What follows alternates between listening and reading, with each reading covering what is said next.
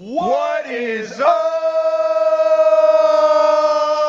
H-Town? What is going on, everybody? It is Athletically Declined radio show on ESPN 97.5 Houston. Did you like that radio voice? I did. You pulled that out the bag there. I know you got it in you there. You pulled it out for the people this week. I'm loving it. I did. And, you know, we got some other things ready for the people this week. Guys, we want to let you know just right here, we're going to get it out the rip. We will be at the Super Bowl. Nola, baby. We're going to be down there. If you are going to be down there, obviously, Super Bowl's out here. It's in New Orleans for those who are living under a rock. We are going to be partnered with our boys over at Dave & Buster's. We are going to be doing a bunch of content starting on Saturday. We will be there. You can probably find us around 2 o'clock. It's going to be starting about probably 2:30. Going to be running. The shows will start running.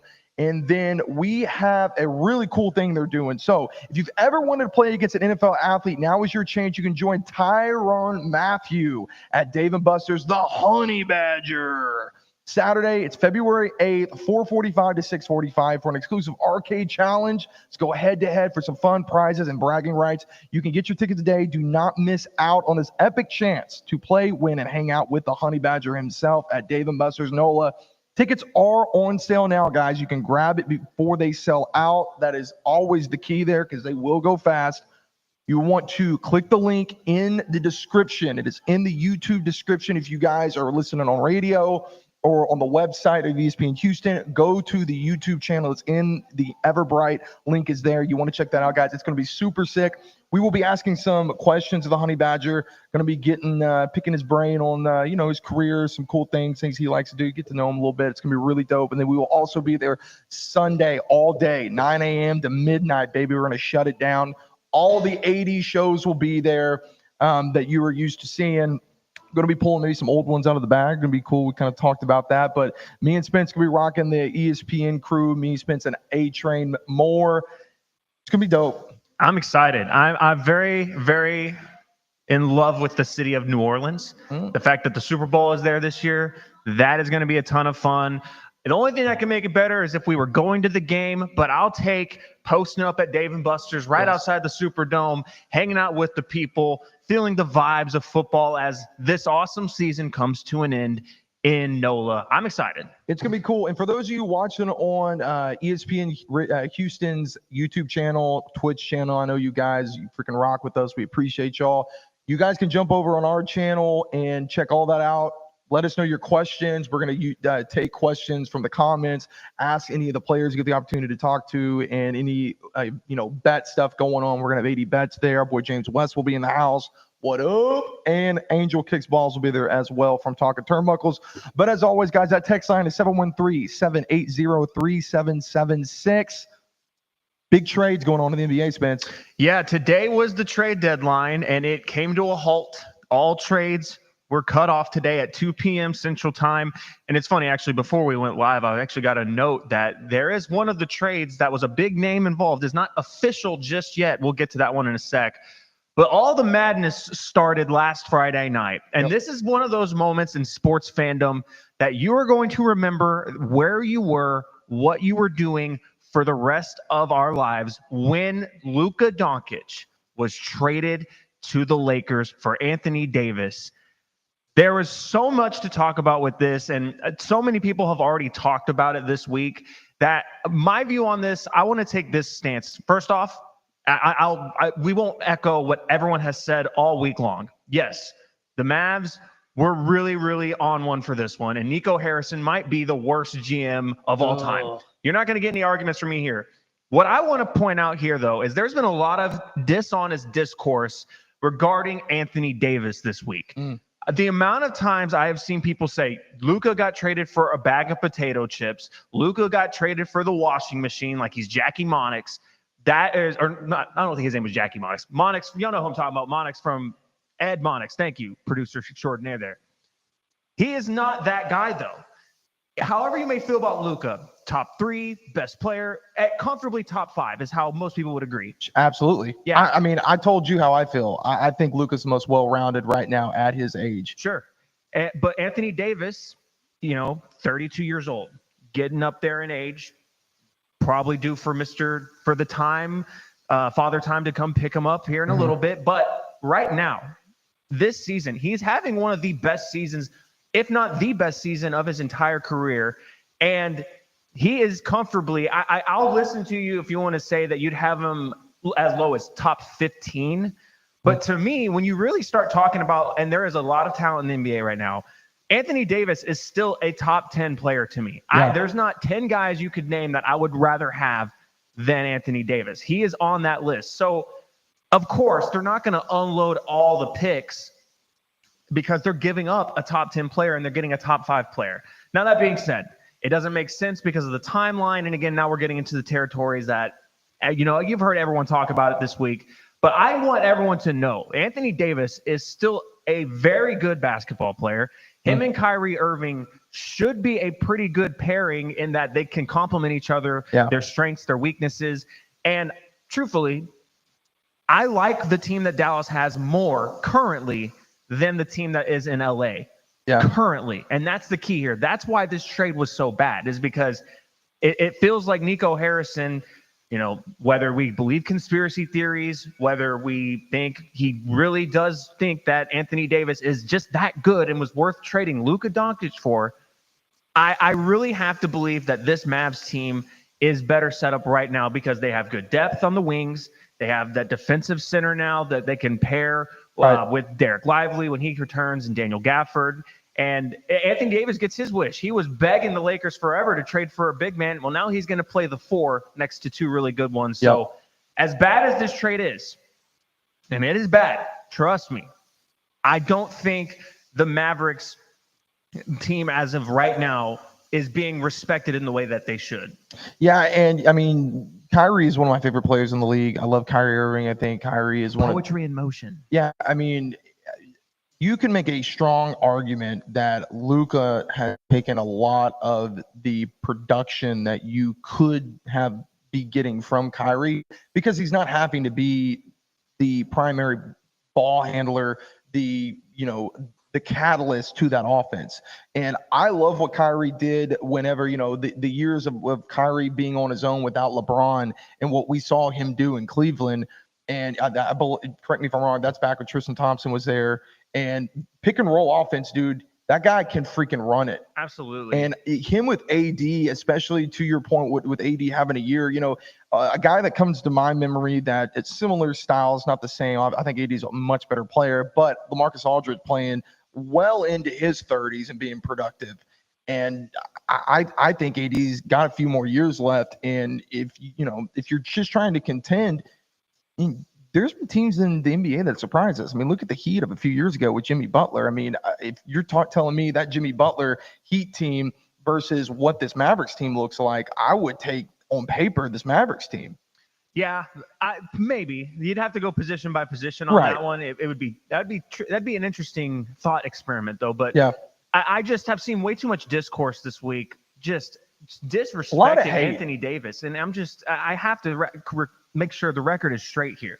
Anthony Davis is absolutely a top 10 player. He is not a jag. He's not a jag. He's not a bag of potato chips. He's not the washing machine I've seen thrown around on social media this week. He is the guy for the Mavs now, and they're going to have to lean on him offensively more than I think people are realizing, because we saw what happened in the finals last year, which that might have been the beginning of the end for Luka, which is the craziest thing to actually say out loud, and I feel stupid even saying it that way. But when he, ran out of steam in the finals against Boston, he caught all the flack for it, that he was, carrying them and he couldn't finish the job. Meanwhile, Kyrie Irving was horrendous against Boston in that finals series. He was horrendous. So he's going to have to be your number one option in crunch time. Now, is he going to be able to last deep into the playoffs like Luka would have? I don't think so. Yeah, I mean, history says that. My only pushback on that, like I said, is what happens when Kyrie gets to kind of essentially get the playbook opened up for him. Does chemistry, reps in having a different role than you're used to, I think has to come into play to some degree, not saying fully. Well, this is just a role that's going to be more demanding of him. So if we're Right. talking about a guy who ran out of steam last year, and you're going to put him, another guy, not exactly a spring chicken, Kyrie Irving. He's been in the league since 2011. That's very He true. was #1 overall pick. It's been a long time, and he's still capable of getting a bucket. There's no doubt about that. He very well should have been an all-star reserve from the jump, but I think when you're asking him to be the man now, the #1 offensive option, the engine for that team, I'm skeptical that that's going to work out again. And I'm speaking just currently this year. For sure. Extending to the future. Oh my gosh, what are they doing? Both these guys, I don't think are going to age well, because Anthony Davis is someone who has been predicated on just being a freak athlete compared to all of the people around him. Kyrie Irving, a little bit more of a skill and craft to him. Right. But we look at Chris Paul, same kind of situation. When you have a guy who predicated on skill, elite ball handling, elite distributing, when that athleticism goes away, it gets a lot easier to not fall for moves and really clamp down and bend your knees, smack the floor, and play some defense on a guy like that. It just makes no sense to me, but that is life in the NBA. So we have some other trades we're going to talk about on the other side. We're going to talk about De'Aaron Fox to the Spurs, and Jimmy Butler is a Golden State Warrior. We will talk about that and more next on the Athletically Declined radio show.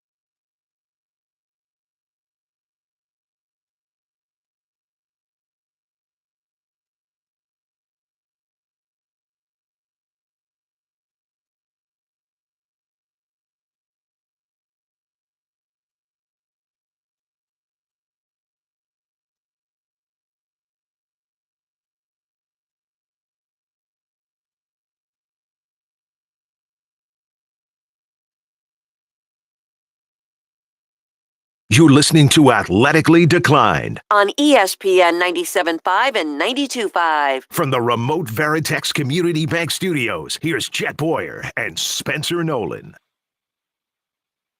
It is the Athletically Declined radio show. Spencer, Mr. Fantasy, Jet Boyer hanging out with you, breaking down the NBA trade deadline fallout. And man, there was a lot to discuss. On the other side, we talked about the Luka and Anthony Davis trade at length. And again, I'm sure y'all have heard enough about that all week long. So let's move on to some other trades. And I'm just going to rapid fire these at you, Tyler. You tell me your initial thoughts. I'll rapid fire you, and you can stop me if you hear one you want to break down. Yeah. Okay. First one, I think we'll stop here already. De'Aaron Fox is going to the San Antonio Spurs to team up with Victor Wembanyama. And in that trade, Zach LaVine is being reunited with his old Chicago Bulls teammate DeMar DeRozan, and he is going to Sacramento. The full terms is a lot. Bulls get Zach Collins, Kevin Huerter, Trey Jones, and a first-round pick. Kings get Sidi Sissoko, Zach LaVine, and then a bunch of picks that I'm not going to read through. And then the Spurs got De'Aaron Fox and Jordan McLaughlin. Jet, what is your initial thoughts on this one? This is what I thought that the Luka trade would look like. That's my thought. Definitely looks more like it.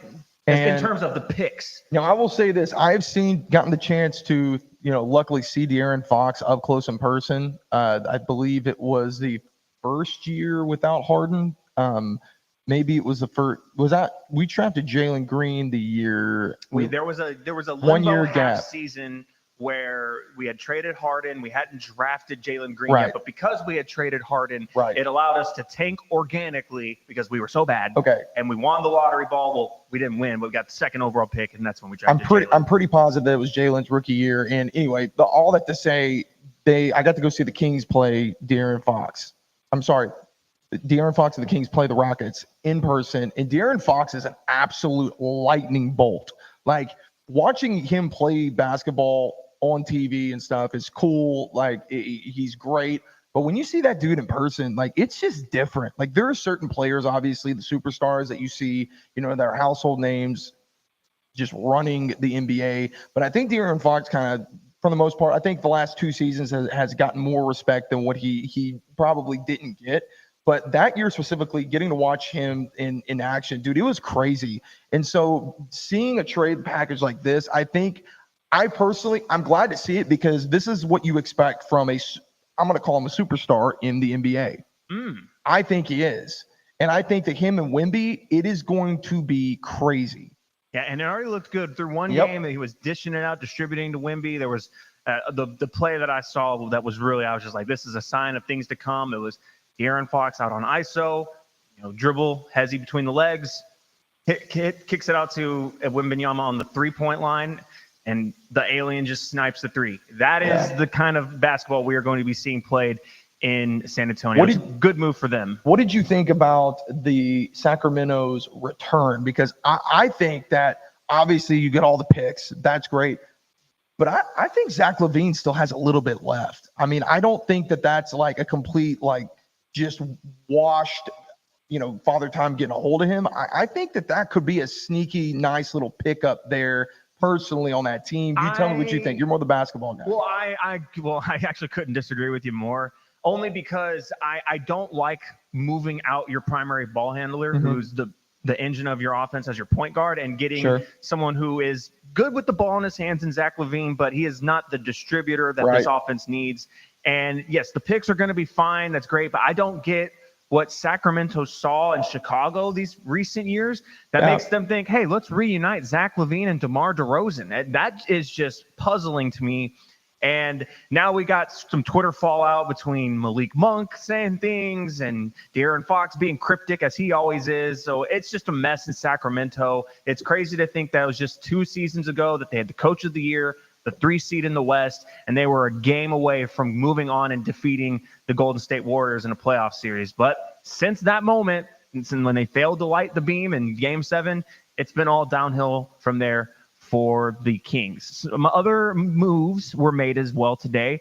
Let's go to the Mark Williams to the Lakers. This one came out late last night, and this one was another one that was kind of interesting because the Lakers held on to their picks, didn't trade them to Dallas for Luka Doncic, which was crazy enough, but they did take one of their 2030 draft picks, the one from 2031 to be specific, dealt it along with Dalton Knecht and Cam Reddish to the Hornets for young center Mark Williams. Now, you may not know who Mark Williams is, and on the surface, this is not a very great return for the Lakers if you just are looking at it on the surface. But I will say, if you look over the past month or so, Mark Williams has been playing very, very good. He has been healthy. He is still young, and I think the goal here for the Lakers is, yes, this doesn't put them closer to a championship this season, but what it does do is gives them a big man that they believe can grow alongside Luka, can learn his tendencies, and Luka gets the athletic big man that he has thrived in Dallas for his entire career until last Friday. And then the big one and this was the one I hinted at earlier, the big trade of the day, and it's the reason I say of the day is because even though it was announced yesterday, it is still not official despite the trade deadline having passed already. And that is a monster 5-team deal that ultimately sends Jimmy Butler to the Golden State Warriors. So I'm going to try to read this real quick. Let's see. Detroit Pistons received Dennis Schroeder, Lindy Waters, Milwaukee's second-round pick in 2027, Dallas's second-round pick in 2031. The Golden State Warriors received Jimmy Butler and signed him to a 2-year, over $100 million extension. We'll talk about that in a little bit. Miami Heat received Kyle Anderson, Davion Mitchell, Andrew Wiggins, Golden State's 25 first round with top 10 protection. The Philadelphia 76ers receive an $8 million traded player exception. Toronto Raptors receive PJ Tucker, hey, former Houston Rocket, 2026 second-round pick. And then the Jazz receive KJ Martin, Josh Richardson, 2028 second-round pick, 2031 second-round pick, the least favorable of Miami, Indiana's from Miami. Wow, that's a lot. Whew. On the surface there, though, the main points here is that Jimmy Butler is going to the Warriors. In exchange, basically, the Warriors are losing out on Kyle Anderson and Andrew Wiggins and some picks. That's basically what it amounts to for the Warriors. Now, Jet, is this the move for Jimmy that made the most sense? It was between him, it was between the Warriors and the Suns for Jimmy Butler.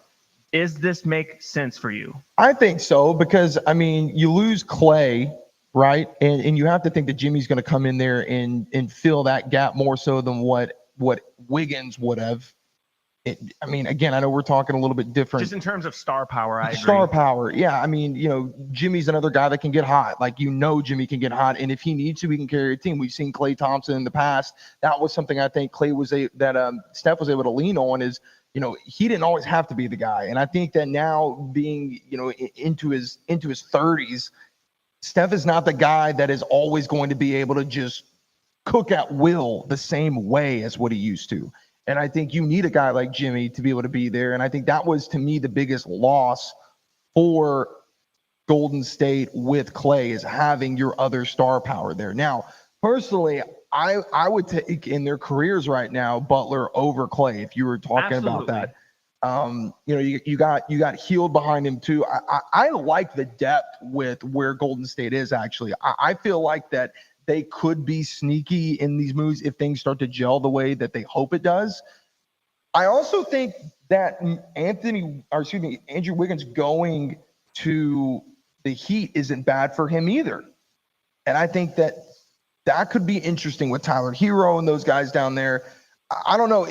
It's a lot of, I didn't really see that coming to me in like the pieces that were there. Like I understand, in terms of to make the contracts make sense and all right. that makes sense. But like, I don't know. These are intriguing all around to me of where these pieces are going. You talk about KJ Martin, you talk about Josh Richardson. Like these are some guys like, like we know these guys like are not slouches. Like these are not just, whatever, bench warmer guys. These are guys who are going to see significant playing time. Yeah. Other moves made today. There's a couple more I want to highlight real quick. Brandon Ingram was traded from the New Orleans Pelicans. Will be in New Orleans this weekend. To the Toronto Raptors for Bruce Brown, Kelly Olynyk, Indiana's 2026 first-round pick that is top 4 protected, and a 2031 second-round pick. This is one I did not understand. I did not see it coming. I like the return for the Pelicans. They add a couple picks. But even then, I think they probably could have gotten a little bit more for a guy in Brandon Ingram, who basically is a guaranteed 20-point per game his entire career. He is an absolute bucket. Not the most efficient, and he is having a slightly down season this year, and he's always someone that's worried about their health, right? But the team acquiring him, I figured would be someone closer to contention. But the Raptors currently, coming into today, they are 13th in the East, and there are 5 losses separating them from being the play-in 10th seed. Why you think this is the time to make your move for Brandon Ingram is beyond me. Do they really think they're going to try to sneak in? Is this a move to try to build for next season, but still hurt your own draft capital by winning games and hurting your lottery chances? It didn't make sense to me. I think Brandon Ingram, while he's a great player, maybe not great, maybe he's a good player. Again, guaranteed 20-point per game. I don't understand the move from the Raptors' point of view, because to me, this seems more like get rid of some of your guys, really try to build around Scotty Barnes as your franchise player, add as many draft picks of the draft capital that you possibly can, and load up and maybe try to make a move. Maybe this is a move you do in the summer when you've already secured the lottery balls. Right. That's what doesn't make sense to me, is they're hurting their chances here. Yeah, it doesn't make sense. To me, the only thing I can look at is, maybe this is something where we've known that there's been rumblings for the past few years of like, when is Ingram going to get out? Is this something where he's finally was just like, you got to get me anywhere but here. And I mean, do you feel like that what they gave up was just kind of a whatever type of trade on the Toronto side? Yeah, this is very much a trade where you give both of them like a B minus C plus type of grade, like very like whatever. They probably both could have done a little better. It doesn't make the most sense for them, but in all that I said about the Raptors, I still think it's pretty good that you are getting Brandon Ingram and locking him in your lineup. Is he's a very good player, and I think he will help them down the road. But again, it just seemed too soon. This is a move you make in the summer. It's a random trade. A very, very random trade. Before we get into the break, Spence, there was a Rockets trade as well. Well, hang on to that one. Well, we'll talk about that one a little bit later. I have a whole thing we'll talk about this. I did want to highlight one more trade. We do have to hit a break here in a little bit, but the Cleveland Cavaliers made a very, very under the radar move today that I didn't see coming. It didn't make sense to me. They traded their young wing, DeAndre Hunter, who has really started to come on over the years, and they trade him to the Cleveland Cavaliers. Sorry, the Hawks traded DeAndre Hunter to the Cleveland Cavaliers, and in exchange, the Hawks get Karis LeVert, George Niang, a 26 first, a 28 first swap, and a couple of second-round picks. DeAndre Hunter has a chance to really develop into, I'm not going to call him a superstar, but he is a 3-and-D guy. And I didn't see this one coming at all, that the Hawks were even selling him. It makes no sense to me. That is crazy. We'll get some more fallout from the trade deadline as we go. Hit the text line with any of your opinions on the trade deadline. On the other side, we are going to have our AD Bets segment of the week. We're talking Super Bowl, baby, in New Orleans this weekend. We'll give you our picks here on the other side. This is the Athletically Declined Radio Show.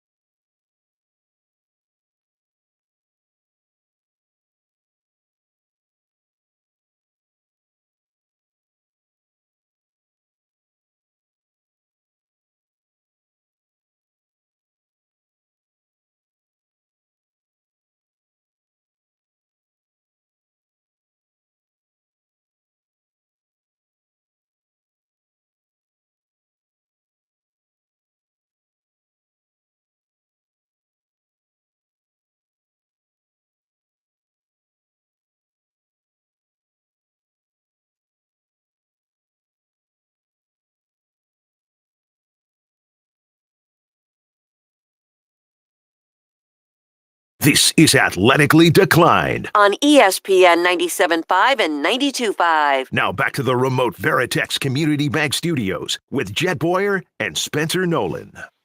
It is ESPN radio show, Athletically Declined Sports on ESPN 97.5 Houston. We have been getting into some of the trades going on in this crazy NBA trade deadline. A lot of stuff we went over. If you guys didn't check it out, you need to go back and watch it, listen. But A lot to keep up with today. I'm surprised that we were talking during the break. I'm surprised you were able to get everything out as clear as you were. I'm pretty impressed. That was great. Thank No you, tongue sir. twister either. It is hard to read through some of these trades, especially when you start talking about the draft picks that are traded from team to team, because it's funny. If you look at like the origin of one draft pick, like a first round pick of a team, that first round pick a lot of times is routed through at least 6 or 7 other teams. And so then you get from via to via, and it's like they get the worst, least favorable, most favorable of, and it can get real confusing to see who is getting this pick, where is it going to, who's it coming from. And I just trust people on Twitter from the Rockets fan base that are looking into this stuff all the time. I could name a few accounts here that are really good about this, and they just will basically tell you, look, don't read all those picks. This is what you need to know. The Rockets have this team's pick. You need to look from this time till this time, and this is the team that needs to lose. It's like, okay, that's all I need to know. Tell me what team to root against so that my team can get the best pick possible. But it's very confusing. Yeah, and man, you can get a really good pick of seats, Spence, this weekend. You want to tell the guys about what we're going to be going on Sunday if they're in Nola? Yeah, if you are going to be out at the New Orleans area for the Super Bowl this weekend, make sure you come say hi to us over at the Dave & Buster's location. It's right by the Superdome. Kick off your Sunday fun day right at Dave & Buster's New Orleans with the ultimate tailgate party. Get pumped for the big game with drinks, games, and atmosphere. Everything you need to get in the zone before kickoff. Enjoy amazing food and drink specials, play some arcade games, and soak in the energy of the crowd as we count down to the big game. It's the perfect spot to hang with friends and get the party started early. The game's over? Nah, the party's just beginning. Head back to Dave & Buster's after the final whistle for more games, drinks, and good times. Whether your team wins or loses, it's the place to keep the celebration or commiseration going strong. We're going to have some happy or upset Eagles fans with us. That is for sure that night. So we'll see. Speaking of Eagles fans and bets, we got our guy A-Train on. Good to see you here, brother. A-Train. Glad to be here. Beautiful evening. The eve of our trip to New Orleans. So exciting stuff happening. I'm super pumped for this weekend. Yes, Yeah. indeed. Now, before you give us the AD picks of the week, Alex, you are an Eagles fan, so I just want to do a quick vibe check. How are the mentals? How are you feeling? What's going through your mind right now? I mean, listening to y'all talk. Listening to y'all talk last night on 3-Man Rush. James was right to where once you win one, the losses hurt a little less, especially if it's been recently. So, as much as I would love to win, if we lose, I mean, you're losing to. It would be arguably the greatest dynasty of all time if they do a three-peat, which no one else ever did. It would suck for sure. One way or another, New Orleans will be getting some money of mine. Facts. So I'm excited about that. But yeah, vibes are pretty high. You know, it's going to be a good time. I'm going to get some Super Bowl gear. Pretty pumped about that. Oh, I'm so jealous of you. I wish the Texans were going to a Super Bowl so bad. And this time I won't have to wait until it's in a Nike outlet. I've gotten previous Super Bowl stuff from the Nike outlet. So it'll be nice to have my team's logo on it. Well, all righty, Alex. You have the AD bets of the week. This is the Super Bowl edition, so give us some locks, man. We need to win some money. We're going to be in New Orleans at the Caesars Casino. Alex, I need some winners. All right, so I've got 8 quick picks, and they're all on the same prop. First player to have a catch on the first drive for each team. Okay. So these are the odds. I'll let you all pick them. It'll be four for each team, and you get to pick your favorite. But wow. I do like all these. So so you're saying this is the first reception of the game for each team. For each team. Okay. Correct. So they both have. So for the Eagles, give me some names that you think would be first catch. Saquon. Saquon. You thinking like a screenplay to start it Yeah. off? Or just a check down. Okay. Saquon is my favorite right now, but he is a plus 333. Because he has not been a pass catcher a whole lot this season. I was thinking those odds are going to be pretty good. The one I'm going towards, I think there's been so much said about this guy all season long. He's reading books on the sideline. Him and Jalen Hurts aren't friends. I think a simple A.J. Brown slant route, which to me is the best route in the NFL, period, point blank. An A.J. Brown slant works every single time for some reason. I don't know why. But I think that's how we open the game for the Eagles. And I bet that's probably one of the higher favored options, right? Right. It is a minus 110. Yeah, minus 110. Wow. Wow. What about Dallas Goedert? Dallas Goedert is a plus 120. Okay. So Which y'all know how I feel about the Chiefs and their tight end coverages. Right. They've Correct. always been very soft. Dallas Goedert is a favorite over the middle of the field. The Chiefs don't have the linebackers to cover those up. Nope. Yep. And the other one for the Eagles, Devontae. I like that one too. Devontae Smith is a plus 140. Yeah, he has had some big performances over the years in the playoffs. Like Devontae Smith is a big game type of guy. I would not be surprised if they started off with him. I like Dallas Goedert more so. I hope I'm not spoiling anything here, Alex. But I like Dallas Goedert as an anytime touchdown. He will be in my parlay. Yeah, he is pretty high up there for me as well as an anytime touchdown. But Devontae, the last 4 times I've played I think it's like the last 4 times I played the Chiefs, he's got 99 plus yards in each game. It seems like he always pops off for a 40-yard catch at some point during the game. And then for the Chiefs, who do y'all have for the Chiefs? The Chiefs is gonna be a tricky one. I think the easy answer would be Kelsey. Who do you have a different? I think Hunt. Kareem Hunt. You just everyone's running screens is what we're doing. Well, huh? we've seen him get more and more involved in the past few games. And when you got Isaiah Pacheco back, and so it just to me, I'm thinking, okay, just ride with it and see if that's what it's going to be. See, I wouldn't mind that if it wasn't the first reception, because I don't think he's going to be out there ahead of Pacheco in that first series. Yeah, I think I guess that's fair. someone. I don't want to say Kelsey because I know his odds are insane. I'm gonna give you one. Here's one I think. What's Hollywood Brown's? Hollywood Brown is plus 180. I like that one. And he has had the first reception for the Chiefs each of the last 3 games. That's okay. That's why. Okay, I had a feeling it was something like that. I was feeling it. I was like, it feels like to start games recently, the Chiefs have been getting him involved. I saw it against the Texans, and they were feasting him against the Bills. And I like his first down celebration. He does an underhand point like that. I love the underhand point for a first down. What are the odds on DeAndre Hopkins? I don't have DeAndre, but I think his was like plus 900 or something. Really? For the first catch? Yeah. He must Wow. not be getting a lot of snaps. He's not. Yeah. His production has gone He's down a hit lot. the under, if I'm not mistaken, like over the last, I think I saw 6 games, like every game but one. I wouldn't mind an anytime touchdown from DeAndre. That would be a good play. That's what I had picked. Yeah. But Kelsey, obviously, he's minus 110. Yeah. Xavier Worthy plus 110. Okay. And then my favorite, who has showed up for the Chiefs last Super Bowl? Are you talking about one Juju Smith-Schuster? Juju is plus 400. Wow. Okay, that one would be an interesting one to me. I could see that one happening. They love Juju there in Kansas City.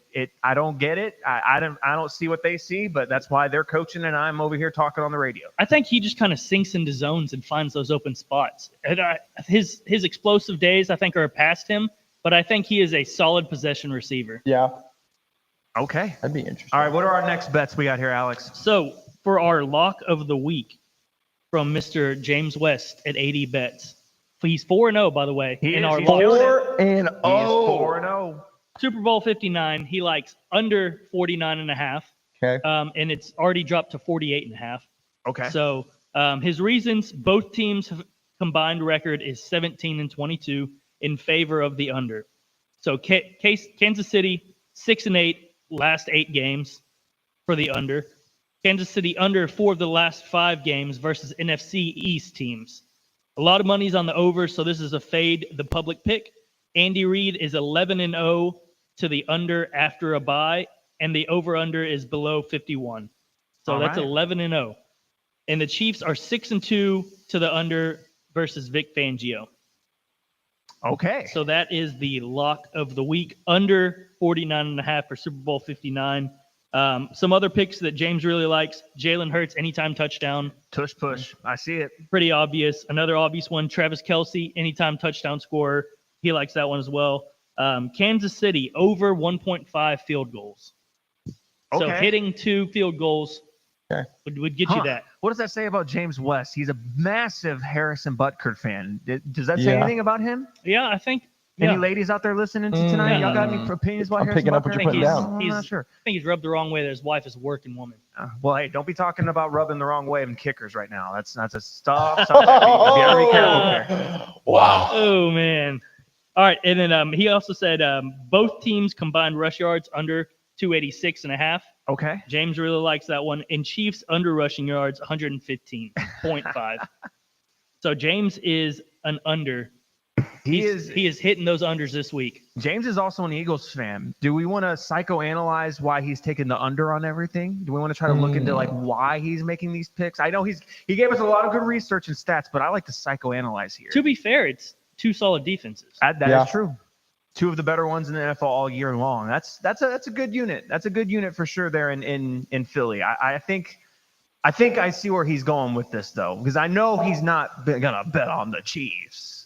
But he also buy a didn't win. say, he didn't give us any kind of winner or anything for the game. because So. he knows he knows Yep. to stay away. He's not like me. I'm the type, I'll buy the victory. I would bet, if I'm an Eagles fan, I'm betting money on the Chiefs because We're getting Angel to bet on the Chiefs. Yes, that's the move. That's That is definitely the move. black cat. For those of you who don't know, Angel's the black cat of the betting crew here. And it's funny, he seems to curse Fade our Angel. favorite teams, but he is mostly a positive bettor. Yes. It's anytime he goes and places a bet on one of our teams. That's the only time it is. Correct.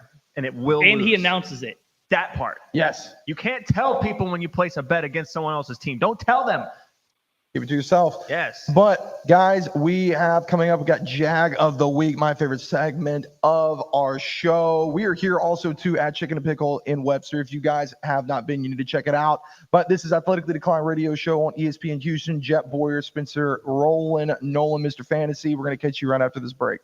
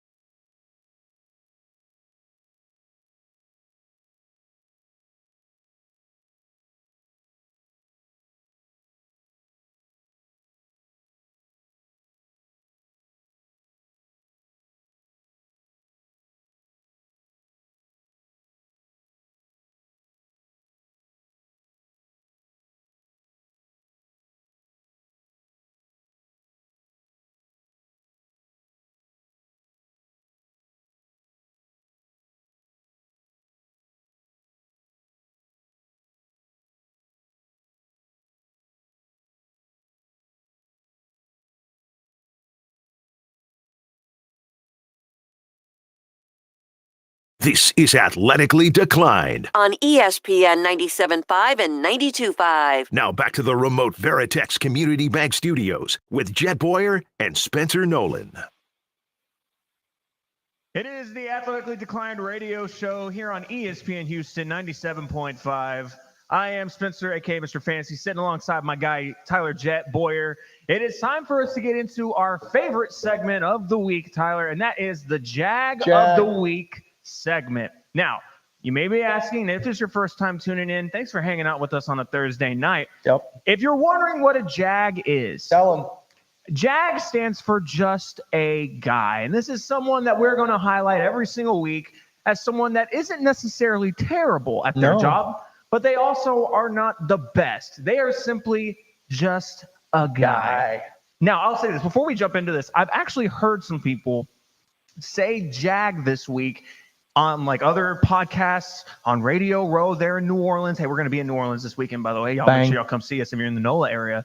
But I was like, did we come up with JAG? I don't think we did. We should have trademarked it. I feel like and maybe I'm taking more ownership and this is arrogant sounding, but I feel like we may not have come up with JAG, but we popularized it. And you know what? I can even go back to the origin of when it came up. You know who actually, way back in the early year of AD, our boy Sly Tortillo is the one who came up with it. And I remember when he did it, we were like, wait, what did you just say? And it's been a staple ever since. But, Spence, you have got a good one. Let's hear it. All right, I'll go first this week, and I am going to really batten down on the term JAG, right? In the past, I've used this as an opportunity to rant about someone. If you saw last week, I had a very long and breathy rant about Adam Silver, and I stand by all those words. He got saved by that Luka trade, but I digress. You can go back and watch last week's episode on ESPN Houston's YouTube channel or the Athletically Declined YouTube channel if you want to see that rant. But this week, I am going to truly highlight a JAG. Now, we started the show today, Tyler, and we were talking about the trade deadline, right? We were talking about all the trades that went down this week and all the ones that happened today. Now, our Houston Rockets made 2 trades, very minor trades, okay? Today, they acquired Cody Zeller from the Charlotte Hornets for some pick swaps. He's probably not going to play. He's probably just going to be at the end of the bench. Really, they were making this trade to acquire another pick, which is great asset management. Great job by Rafael Stone. They made another trade yesterday, though. And this one's a little bit more interesting. And this is one, I'm going to go ahead and say this now. There will be misinformed Rockets fans that are calling for this guy to get minutes. And I'm here to tell you right now, if this guy, who the Rockets just traded for yesterday, gets minutes, we are in trouble. And I'm talking about Jaden Springer. Yesterday, the Rockets and the Celtics made a trade where the Rockets acquired Jaden Springer and a 2030 second-round pick. In exchange, the Celtics will receive a 2031 second-round pick, but it's top 55 protected, meaning they essentially are not getting a pick. The only way that conveys is if the Rockets are one of the 5 best records next season, which, hey, that could happen. Love to see it. Things are trending up. And if that pick conveys, there's not a single Rockets fan that's going to be upset about that going to Boston. But basically, they get this guy, Jaden Springer, for free. Now, I am not the type that's going to sit here and be like, oh, I could do better. There's no chance. When I talk about him being a JAG, what I am meaning, of course, is in the context of other NBA players. Okay, we all know very well that there's levels to this stuff, right?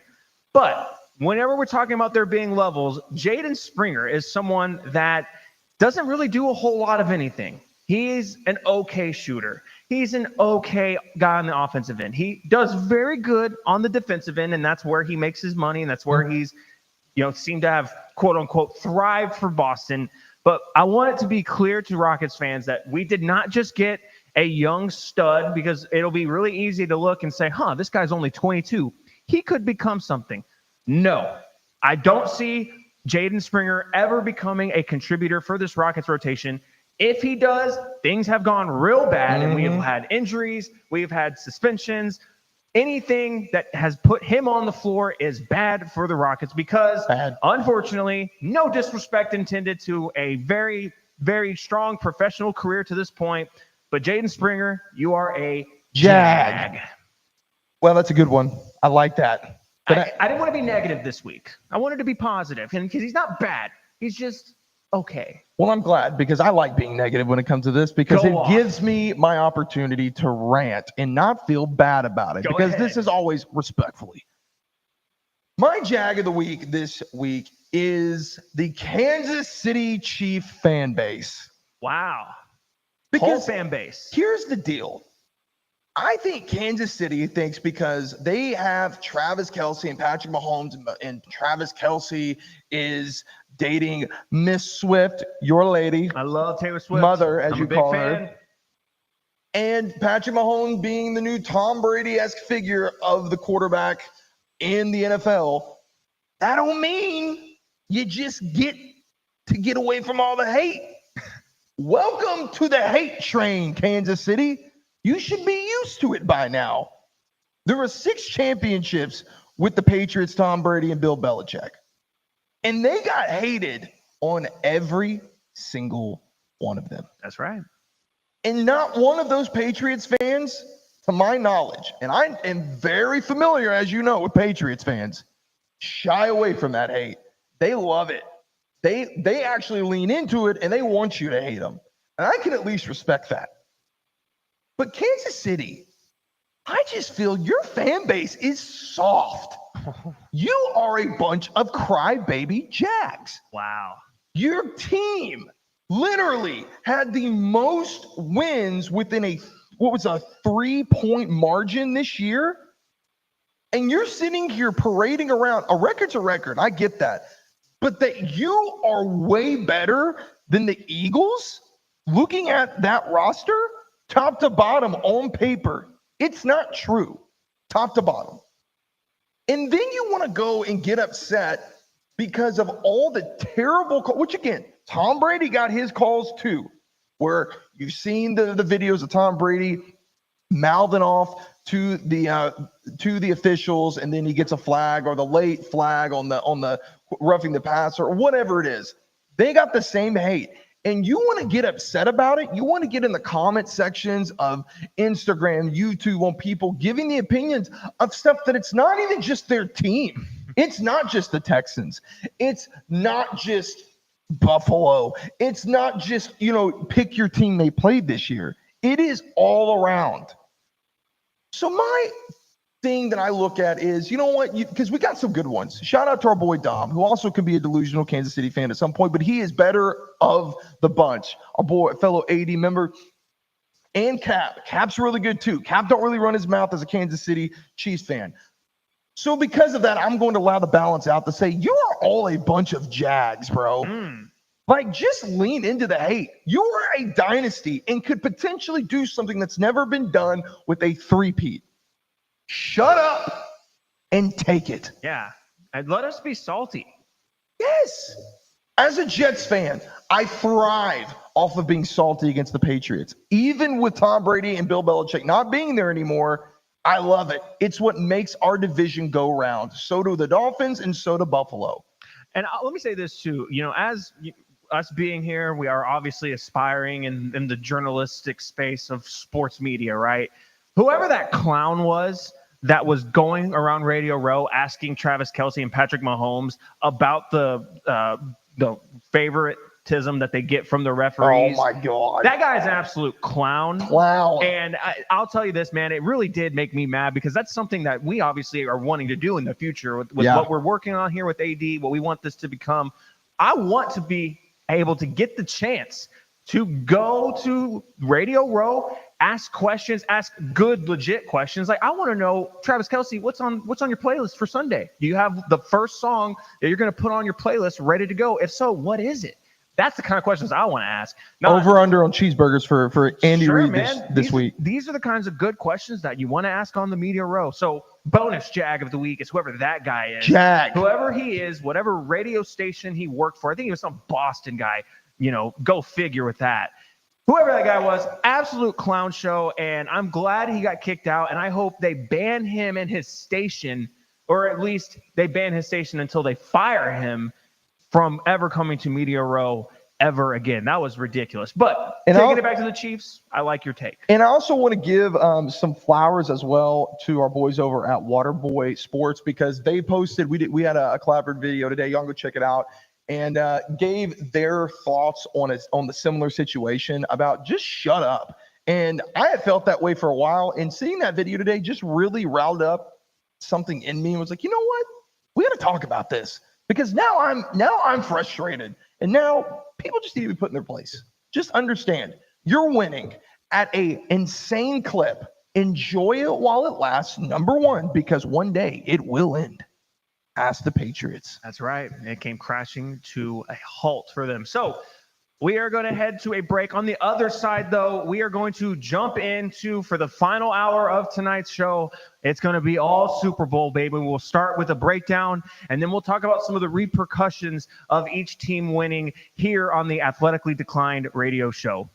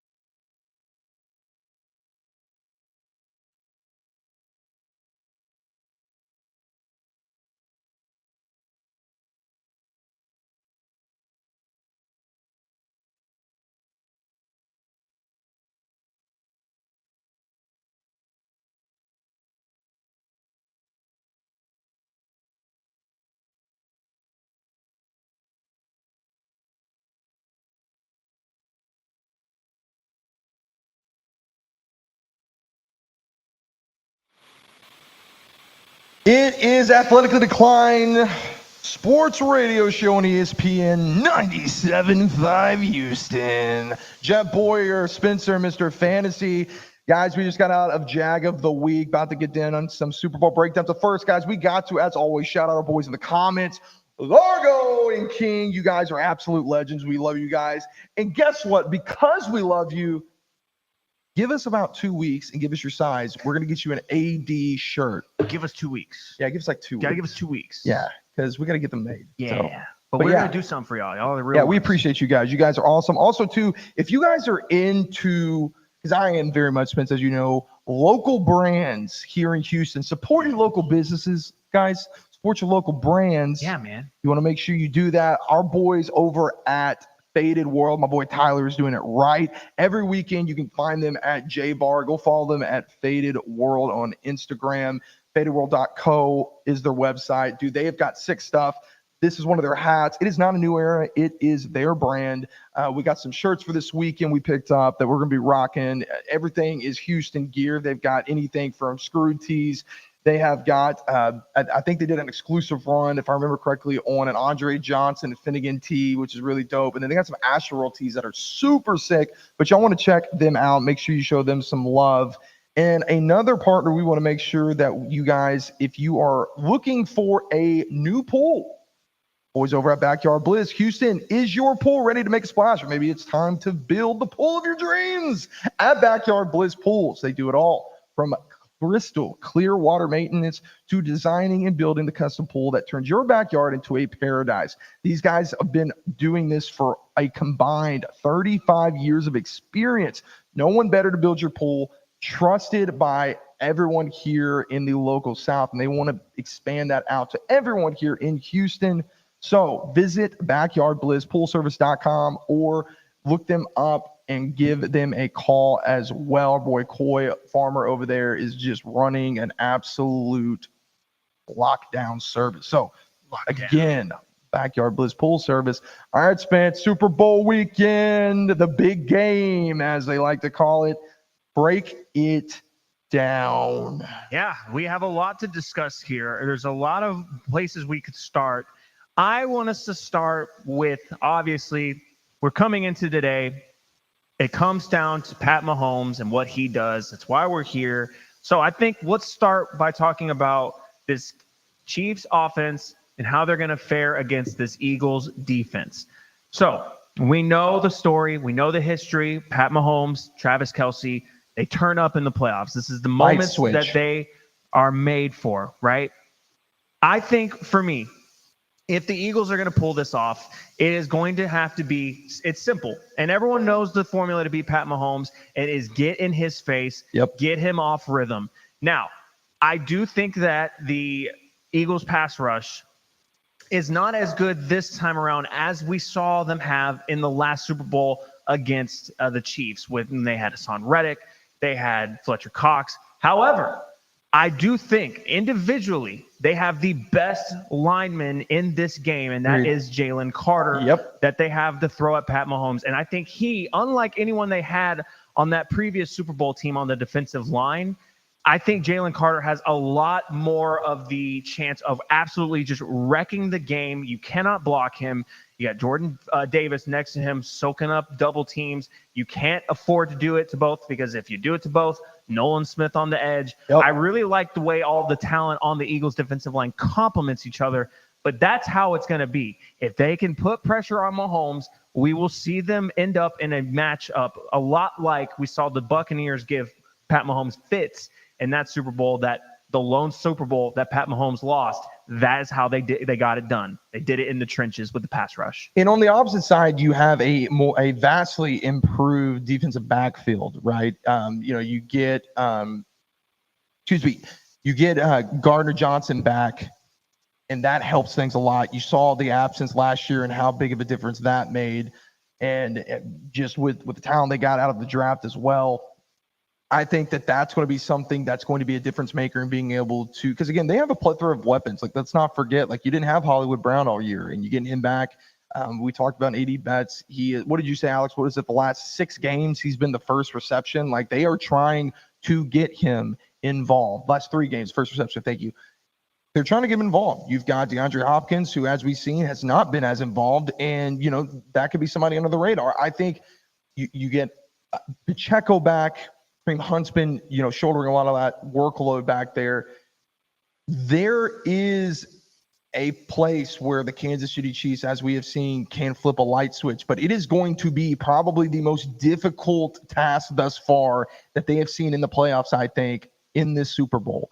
And if I am Patrick Mahomes, you're going to have to not be afraid to run the football. I think that will be the key thing. Can you contain Mahomes? If you're getting in his face is one thing. We saw the Texans do this, getting in his face. But if he's running around your containment, that is going to screw that entire game plan up. We know Mahomes is good outside of the pocket, but when you have him in a containment style defense and he can't get around that line of scrimmage, there's problems.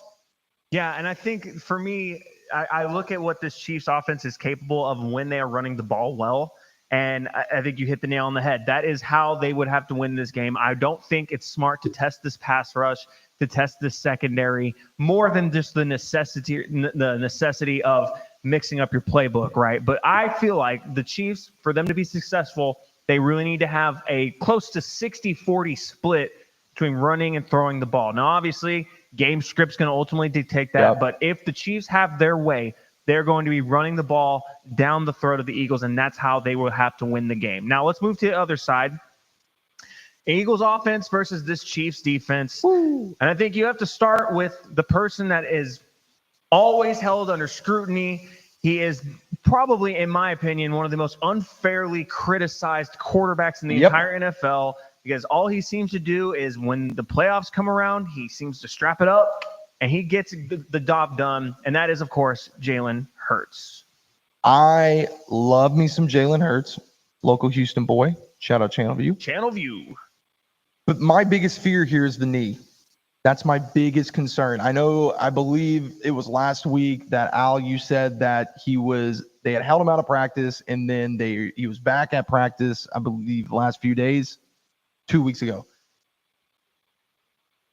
I am in fear of the situation where Jalen Hurts misses a few drives and you were stuck with Pickett. Oh, man. I don't see that happening at all. I don't his think leg would have to be dangling off by the skin. I understand that, but it wouldn't be the first time something like this happens. In a Super Bowl? Not in a Super Bowl, just in general. But to me, that's why it's different. You are not getting Jalen Hurts off the field in any I don't way disagree with you. Unless the only thing I could say that, to your point, would be the pesky concussion protocol. Yeah. That one will always be undefeated, but if we're talking about his knee, I don't think Jalen Hurts is going to take a snap off. I don't see that happening at all. And I hope it's the case, because again, I do think the Eagles can, and I'm going to put it out here, Alex, you can stand up and beat your chest. I think they can handily defeat this Kansas City team if they play like they did against Washington. Because I said it whenever they beat Washington, we saw every facet of football, every angle was dominated by the Eagles, which we know they can do, from a defensive standpoint to the offensive standpoint, from the receiver. I mean, good Lord, you had not only Saquon, running for 3 touchdowns, you had Jalen running for 3 touchdowns. You have the defense causing turnovers, from fumbles to interceptions. I mean, what more do you want? What more can you ask for from your team? And they put a beat down on them. I think part of that, though, and not to derail too much to that game from 2 weeks ago, but I think I look at that game, I see a beatdown because I think we see a Commanders team that overachieved. Sure. They probably weren't as good as their NFC Championship would lead them on to be. And I think the Commanders will definitely be making moves in the offseason, but not to derail from that. I think, going back to your point, I think that's why we saw such a dominant showing, but I don't disagree with you, because I think Saquon Barkley, if there was, and going back to our AD bets segment, if there was a way I could bet Saquon Barkley to pop off for at least a 40-yard touchdown at some point, I would bet that, because this Kansas City Chiefs defense, while very elite, been very good all year, they have not seen anything like this Eagles offensive line with a running back as talented, as freaky, and as consistent as Saquon Barkley.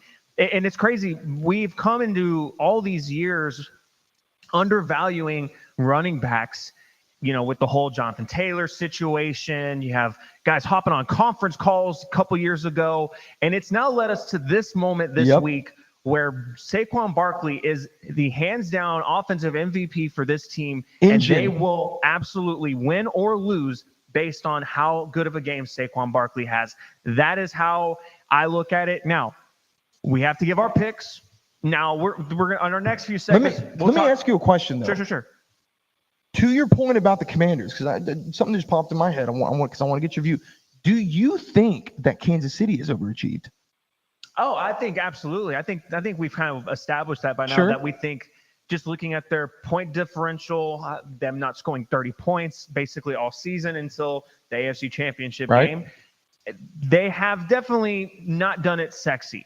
But when you're talking about Patrick Mahomes, that's true. Overachieving, nah, he's just simply doing the bare minimum. He's the guy that wakes up one day and just decides to run the marathon in record time. That's Patrick Mahomes. That's what that is. So we have some segments here. We're going to talk about the repercussions of an Eagles or a Chiefs victory. But before we go to that, I want to get your to the bone take.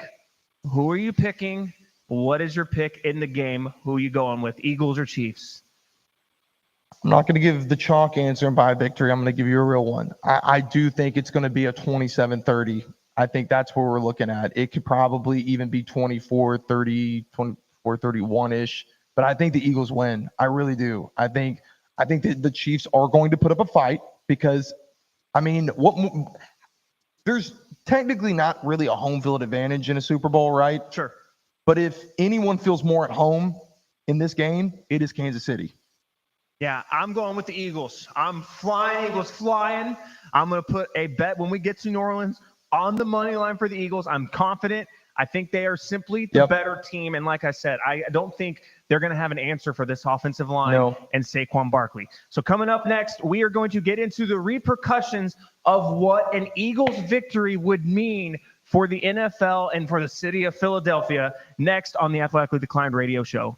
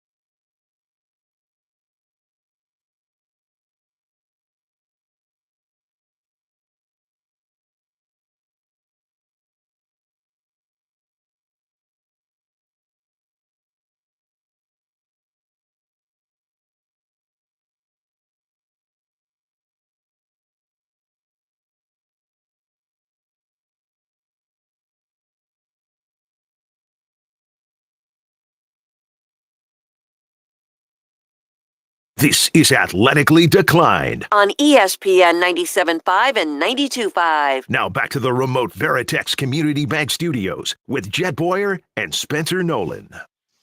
It is ESPN 97.5, Athletically Declined Sports Radio Show. I am Jet Boyer alongside my partner in crime, Mr. Spencer, Mr. Fantasy. And we just got into talking about the Super Bowl breakdown. We gave our picks. And now we are going to get into a little bit of repercussion outlook. What happens if the Eagles lose? What happens if the Chiefs lose? So let's start with the Eagles, Spence. I think this is more of the most interesting one. So let's say Chiefs go in there, Patrick Mahomes and Kelsey do their thing. They take advantage of being the most comfortable in a Super Bowl with their vast history of playing in them. What do the Eagles do and Howie to make this team take another step forward? Well, I think if we're talking about what an Eagles victory would mean, just the fallout from that, just looking at my crystal ball, looking forward to what I think that would look like. First and foremost, grease them light poles, regardless. Yeah. You hear me say this in both these segments. The city of Philadelphia officials, you got to grease those light poles. Those have got to be taken care of because the city is going to go insane if the Eagles pull off a win. So a couple of things to consider. I think with a Super Bowl victory, we're going to see guys like Lane Johnson consider retirement. And I think also it's going to be interesting to see this for me. I want to know, it's going to depend on how he plays, who's going to be the MVP and whatnot. But in a Eagles victory, Tyler, where do you think people start to view Jalen Hurts in terms of the upper echelon of elite quarterbacks? Where does he start to be ranked? 3? I think it's 3. I think at that point he's over Lamar. You have to. To me, you have to. And I'm going to go say it right now, and you know my feelings on this. It will be a tragedy if we see another Lamar MVP this year, and it does not go to Josh Allen. We are actually looking at the NFL honors right now on our side screen. Patrick Surtain is your defensive player of the year. But I disagree with you, at least on that part of it. I think as much as a Super Bowl victory would mean, if Lamar has 3 MVPs, I'm not putting anyone that has 0 MVPs over him. I don't care if it's because he has a ring and he doesn't. Well, Jalen Hurts is getting a ring because he only had to play Pat Mahomes in the Super Bowl, whereas Lamar Jackson can't get there because he can't beat him in the in the standard playoffs, in the championship game, right? But it's where it counts. That's true. But again, if we're talking about switching their places, I see Lamar Jackson and with this Eagles team, oh my gosh, it just would be insane. And but I don't disagree with that. This is what I'm kind of talking about. If we have Jalen Hurts with a Super Bowl ring, these conversations get a lot more interesting. The fact I'm even entertaining it would be predicated on the fact that he has a Super Bowl. Is he top 5 for you right now? Top 5, off the top of my head, I'm going to say no. I think he's just outside the top 5 for me right now. Because now that I'm thinking about it, he hovers around 5 and 6 for me. That's about where I would put him. Because it's hard to put, Herbert not in there. It's hard, obviously, Burrow. I mean, right now, I think if I'm looking at it's Allen. Jaden Daniels needs to be in the Jaden Daniels, yeah, you're right. I mean, okay, so let me walk this back a bit. I think at least he is over Herbert. Yeah, I think that's fair. I think you're definitely moving down. Herbert might be moving down regardless because of how horrible he looked in the postseason. Yeah. But other things to consider too. An Eagles victory in this Super Bowl, I think, will cement this as one of the all-time greatest running back seasons we have ever seen for Saquon Barkley. Because again, like I said in the last segment, I only see the Eagles winning with a monster day from Saquon, and that would mean to me he's probably going to win the offensive, he'd be the Super Bowl MVP if that happens. We're watching the NFL honors. I don't know who's going to end up being the offensive player of the year. I would hope that it's Saquon. I'm not sure who the odds-on favorite for that is. I think it's probably Lamar or Josh Allen. To me, I think Saquon Barkley should be the offensive player of the year. If we make the MVP award what it is become, it's a quarterback award, I think the offensive player of the year should every single year go to a skill position. But nonetheless, if he were to cap off the 2,000 yards, if he were to somehow get the offensive player of the year, and he gets a Super Bowl and a Super Bowl MVP, I'd have a hard time. And, I don't have the entire history of the NFL and backlog on my brain here, but I'd have a hard time thinking of a better single season for a running back than that would. Because I don't think Eric Dickerson won the Super Bowl or even won a Super Bowl MVP the year that he went for 2,100. I mean, and then if you even want to go to LT or Adrian Peterson. Or CJ2K. CJ2K. Who, by the way, just shout out to him. He was on Radio Row this week talking about how he never gets any respect because, yes, he also ran for 2,000, but he has the most all-purpose yards in NFL history with 2,500. Yep. Got to include those receiving yards, especially in today's NFL. You got to include those receiving yards. He was McCaffrey before McCaffrey. He absolutely was. So on the other side of things, I think you're looking at someone like Jalen Carter is going to immediately be vaulted into the conversation of, is this guy the next Aaron Donald? Because he's already got a Super Bowl ring under his belt. Guys like Zach Bond, They're going to get paid. There's a lot of things to consider from the from a repercussions from the Eagles standpoint, Victory. But those would be some of the big ones for me. Yeah, my more, I guess, to dissect a little further, what are moves that are made off of an Eagles victory for them? Do you feel like that there are any, like you talked about Lane Johnson, probably, looking at retirement. Do you think there's any major moves that are made, or is it just, because to me, the mindset is retain, retain, retain? Yeah, I mean, if you win a Super Bowl, you want to run it back. I mean, there's not a whole lot. I don't think the Eagles really need to add a whole lot. It's just if they lose pieces to, free agency, to retirement, just obviously plugging and filling those gaps. But when you have a GM like Howie Roseman, I think you can trust the process with him that whoever he would bring in would be a pretty good substitute fill-in for what they were trying to do there. So on the flip side, that means that that's a Chiefs loss. Okay. What does that look like to you? Well, to me, a Chiefs loss means, first off, Patrick Mahomes in 2025, I think he's going to be coming on a tear. He is going to be blowing teams out. He's going to be putting up numbers. And I think if he comes off of a Super Bowl loss in a season that was ugly play for him a lot of the year, he admitted himself he wasn't playing up to his standards. They lose in a Super Bowl. He's got this ugly feeling about himself all offseason. We see a monster because regardless, win or lose, who's the best quarterback in football going to be regardless this time next week? It's going to be Pat Mahomes. You're going to pick Pat Mahomes of every single person in the NFL right now, period, point blank. If that were to happen, you have a guy pissed off going through the offseason, coming out in 2025 and just putting up numbers. So I think if they lose, I'm going to put a future on Pat Mahomes MVP. Do we see Kelsey retire? If they lose, no. Okay. I don't think we see he retires if they lose. I do not see that.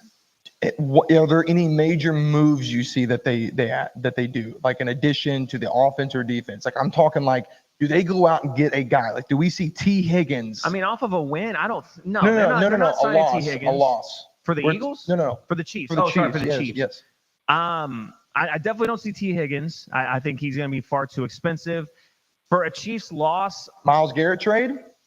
That would be interesting. I could see that. They definitely would be willing to give up draft picks that ideally would be at the end of the first round every single year. Yep. I think you see them try maybe they're going to lose pieces on their offensive line regardless. Yep. I think Trey Smith is going to get a bag from some team this offseason as the most coveted interior offensive lineman. So either way, they're going to have to replace him. But anything drastic, like I just see the Chiefs being such a well-oiled machine. Even if they lose, I think they probably take a run it back mentality just with a different kind of mindset as they enter the next season. They would be kind of on like a screw you type of tour, and they would just be running the score up on people, not letting anyone talk about how, you can't score 30 points or you're fake 15-1. You're not actually winning these games. You're barely squeaking by. They would come out on a tear to be convincing that we are still the cream of the crop in the AFC. Yeah, I think that you're definitely trying to figure out, because to me, one of the things that I think on is Saquon running all over you is going to, like we talked about, that's a key to victory.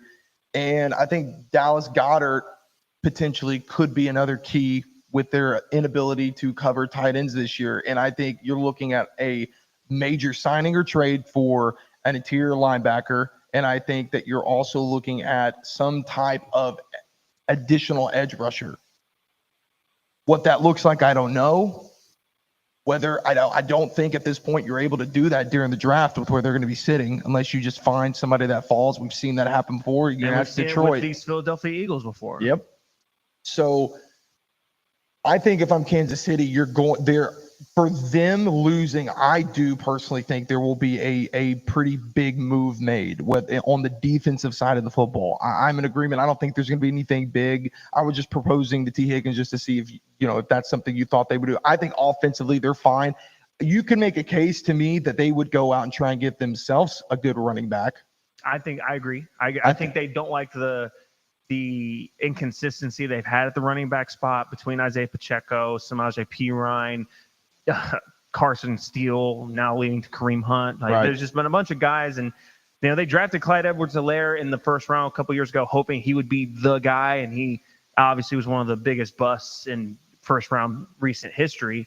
But I think that could be a move. But the thing is, there's not a lot of running back options out there that really fire up. Do you think they do something drastic like trade up for Genty? I don't think so. I don't think they have the assets to do that. But again, I mean, we've seen very good running backs taken in the second round or taking late in the first. I mean, hell, look at what the Jets did with Brees. I mean, Brees, people forget he wasn't a first round pick. He was the first pick of the second round.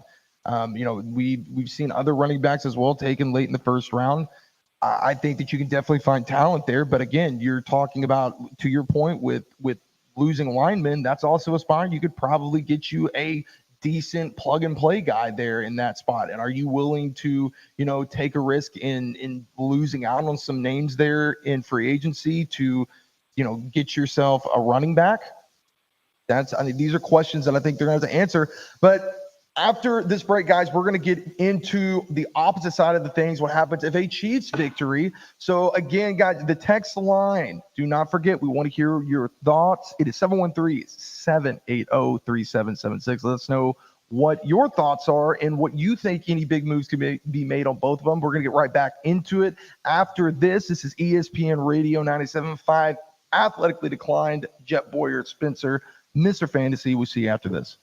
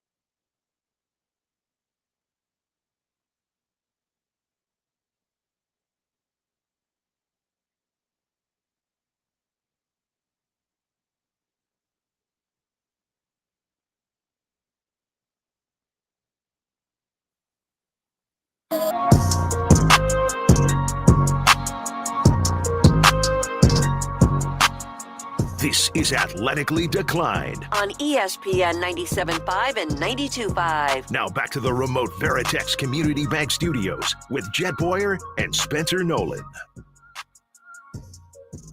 ESPN Houston 97.5. This is the Athletically Declined radio show. Spencer, Mr. Fantasy, joined by my guy, Tyler Jet Boyer, hanging out with you, talking some Super Bowl preview. Now, we're kind of not doing a preview. We're kind of doing like looking into our crystal ball right now and kind of projecting what the fallout would be.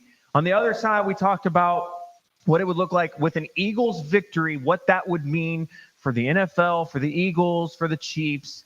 Now let's do the other side. The side that is favored, the side that Vegas is believing is going to be the outcome of this game, and that would be a three-peat Super Bowl winning championship performance from the Kansas City Chiefs and Patrick Mahomes. So, Jet, I'll start with you. What would be your first instinct reaction to what would happen and what it would look like for fallout purposes if the Chiefs were to pull off the three-peat? I think first and foremost, Travis Kelce's retired. I think that Kelce enjoys doing his podcast. Obviously, Taylor Swift. I would love to know what the odds are of with a Super Bowl win, a three-peat, Travis Kelce proposing to Taylor Swift live on TV. There's got to be good odds on that for all of our bettors. But yeah, I think that's going to be my first one. I think another one would be DeAndre Hopkins retires.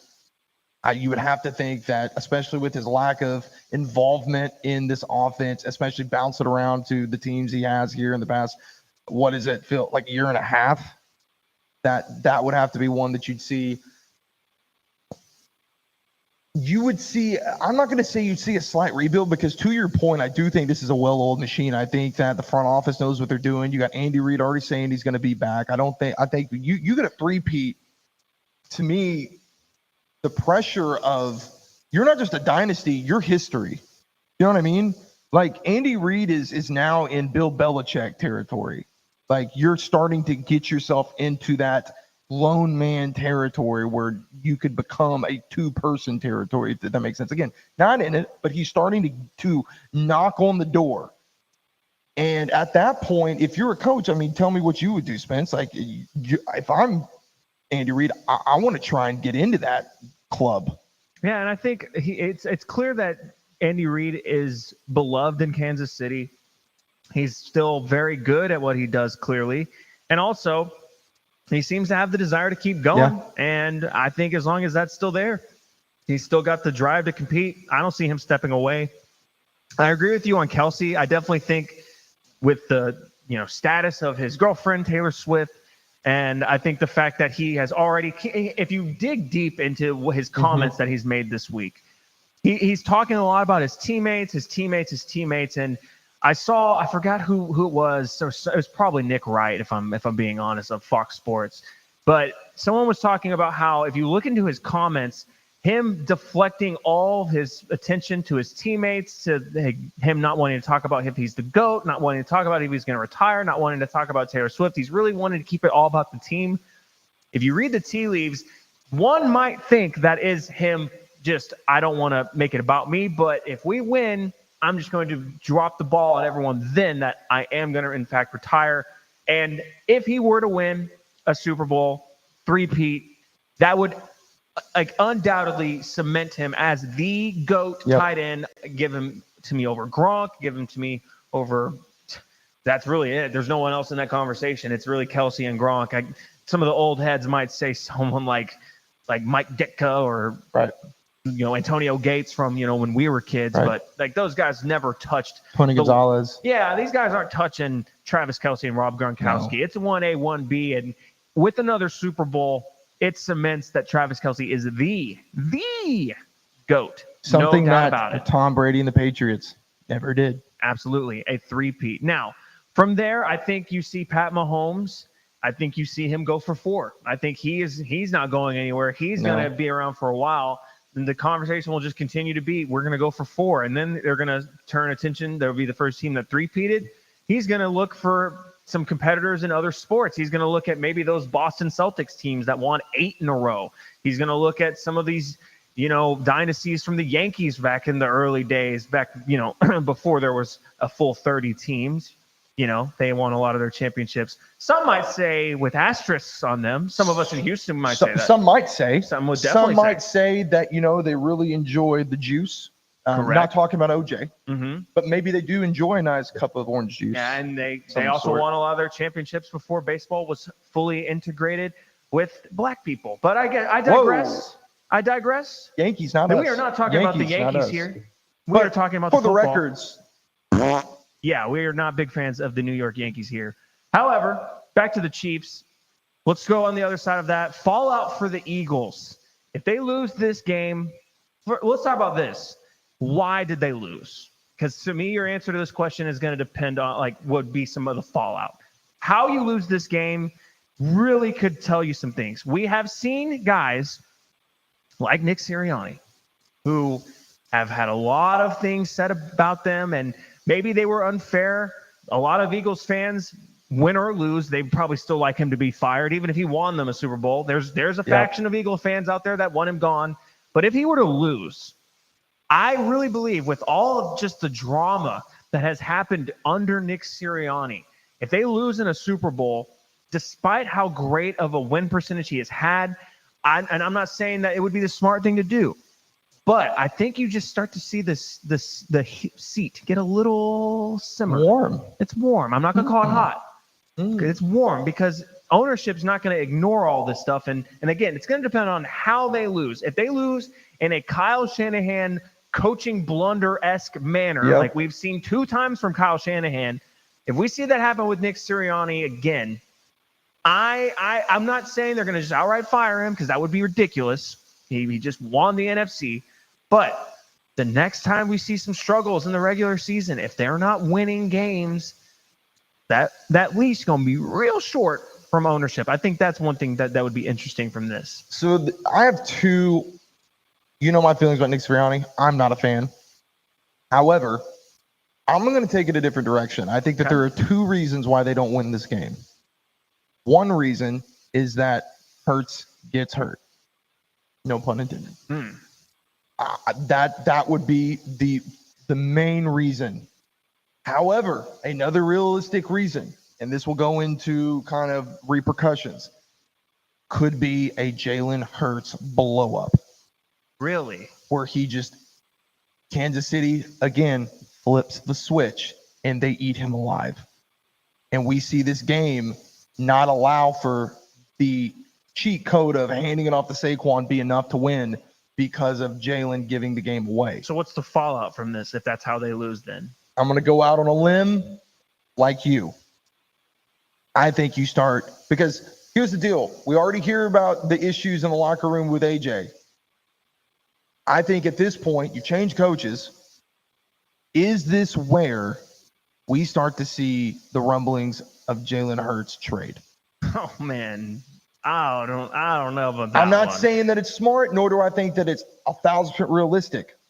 But do you think that there is more pressure in that situation of it being that he's now been to 2 Super Bowls and lost? Can you get it done?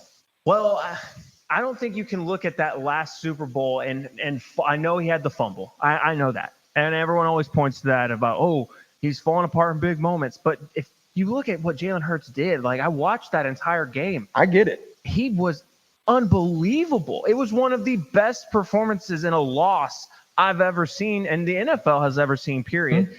Just that is a little crazy to me. I won't lie. I just had to, because of that, I had to look up what it would look like if they were to trade Jalen Hurts or look into a Jalen Hurts trade after this season. We're talking about them losing upwards of $23 million if they move off for him from this season. So just don't think that one's going to happen at all. But I hear what you're saying in that I think we'd start to hear even more rumblings. There would be more Jalen Hurts slander. There would be more people calling for his job, people saying that, he can't roll into his left. He's just not that good. He's very limited as a passer.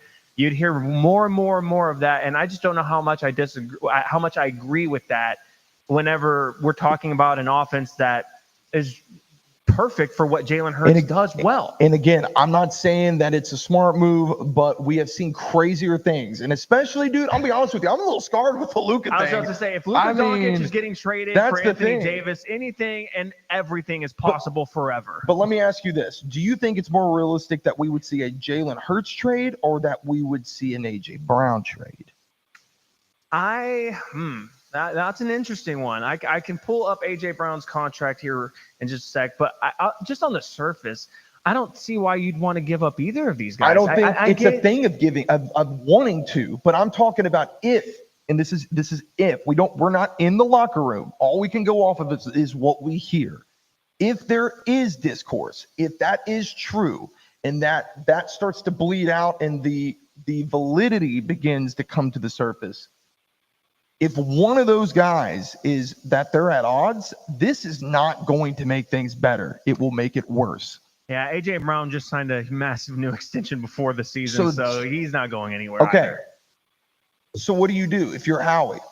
You're locked in. They've paid a lot of their guys. All their offensive linemen essentially have gotten paid. All of their weapons, A.J. Brown, Devontae Smith, Saquon, they've all gotten paid. Jalen Hurts has gotten paid.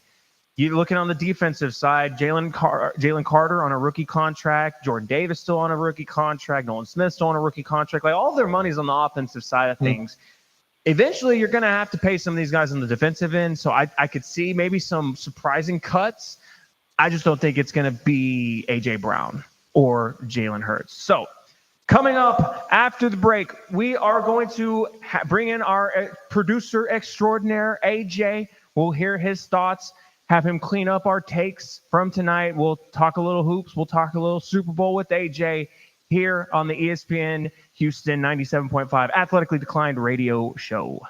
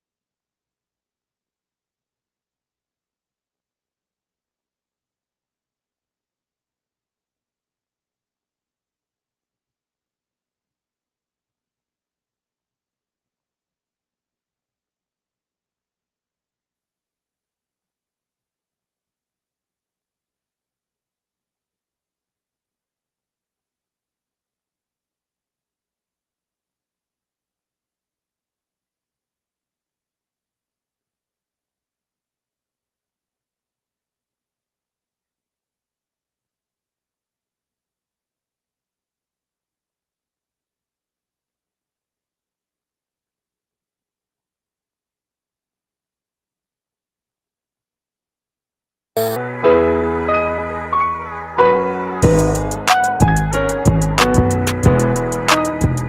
is Athletically Declined. on ESPN 97.5 and 92.5. Now back to the remote Veritex Community Bank Studios with Jet Boyer and Spencer Nolan. It is the ESPN Houston 97.5 Athletically Declined radio show here every Thursday night, 7 to 9 p.m. We are hanging out with you. This is our last segment, and like we usually do and have been doing since we started, we like to bring in our producer extraordinaire, AJ Swaggy Russ. AJ, I'm loving the hair today, brother. You letting it breathe today, huh? Appreciate it. Yeah, I got to sometimes. Yeah, most definitely. You're looking good, brother. So, AJ, let me just ask it to you this way. Let's start with this. Who you got in Sunday and why? Well, realistically, I think the Eagles are the better team. But, as a Cowboys fan, I can't pick for them. So, hopefully, I'm hoping for a 3-peat. I'm just being real, to be honest. But, looking at it from a football standpoint, obviously, you would think that the Eagles would win the game. They have the better O-line, better D-line. I mean, their defense is so potent. They have so many weapons defensively, but also offensively. So, and with Saquon Barkley, too. So, I mean, I really, from a football standpoint, I would pick the Eagles. But, just picking, overall, my emotions, I'm going to pick the Chiefs. So. Well, we are sports fans, AJ. Of course, we're going to let our emotions drive our reasoning and logic. That is what we do. Exactly. Yeah. What were your thoughts on Tyler's whole thing about, firing? What was it? Trading Jalen Hurts, trading AJ Brown. I don't think it's gonna happen. I mean, because you can't really justify. I see what you're saying. If they lose a Super Bowl and having a short lease, but the real question is who's the other option? I mean, of course there's going to be different, potential head coaching candidates, stuff like that. But I just don't know if that's going to happen, especially if they, if they still are dominant next year, because it'll be a second year with Saquon. Now, if they look any semblance to the 2023 season where they fell off a cliff, then that's a real conversation to have about Nick Sirianni. But in terms of Jalen Hurts and AJ Brown, I don't really see that happening. See, for me, I'm historically in this category. When you start to see that you can't get it done, whether it's from a coaching perspective or from a player perspective, at what point do you stop beating your head against the wall? Well, I think I have a question to answer that question is how many times for you do they have to at least get to the Super Bowl and then lose it for you to start having that dialogue? Because I remember having the same conversation with you last year about Kyle Shanahan. And I was in that camp of at how many times is he going to continue to do this? And but also too, in that defense of that one, we've seen him do it as an OC. And the remnants of that obviously carried into this year for the 49ers. Yes. So I get what you're saying, but man, sometimes. And it's just a question. Again, I want to be clear. I'm not petitioning for this to happen by any means. I'm just raising the question.